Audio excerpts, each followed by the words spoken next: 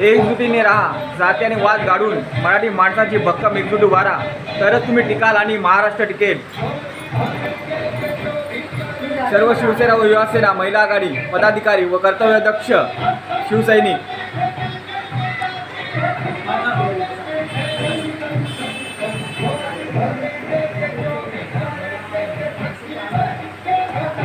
आज आपण आलो आहे शिवसेना शाखा वॉर्ड क्रमांक 105 मध्ये. आपल्यासोबत आहेत श्री मंगल चव्हाण साहेब. जय महाराष्ट्र.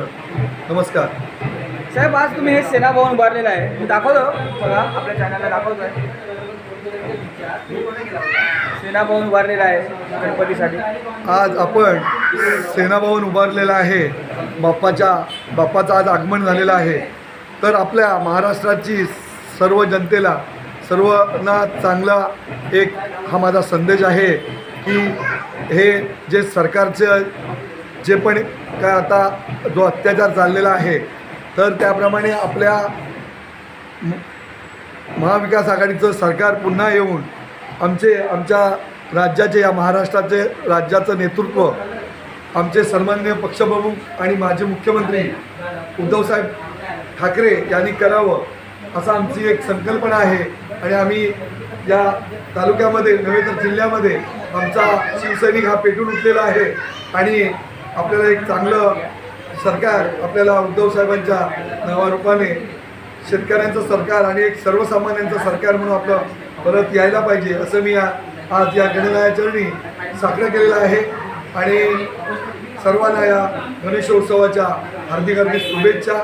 जय हिंद, जय महाराष्ट्र. धन्यवाद. अरे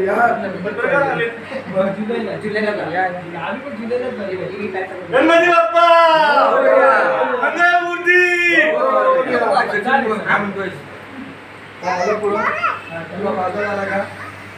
नौकर सिटी दीड दिवस भोगले साहेबांकडे पण 3 दिवसाचा. होय, तिथे पण जायला लागेल.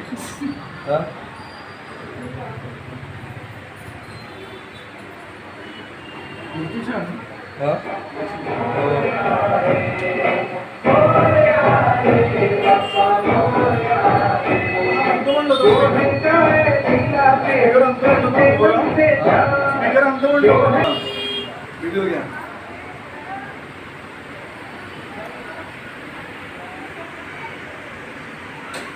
सर, 2 शब्द बोला. नमस्कार, जय महाराष्ट्र. गणेशोत्सवाच्या सर्व नागरिकांना लाख लाख शुभेच्छा.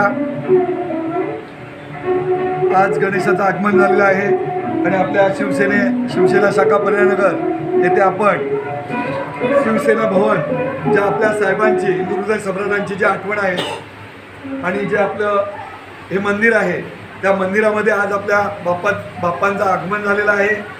तर मी बाप्पासमोर एकच साकडे घालतो की आपल्या या महाराष्ट्राच्या जनतेला चांगलं सुखी ठेव आणि लवकरात लवकर या महाविकास आघाडीचं सरकार येऊन आपल्या उद्धव साहेबांना पुन्हा एकदा मुख्यमंत्री म्हणून आपल्या या महाराष्ट्राला पाहू दे आणि त्यांच्याकडून चांगला एक विकास होऊ दे, एवढीच मी आज त्या गणरायाची प्रार्थना करतो. जय हिंद, जय महाराष्ट्र.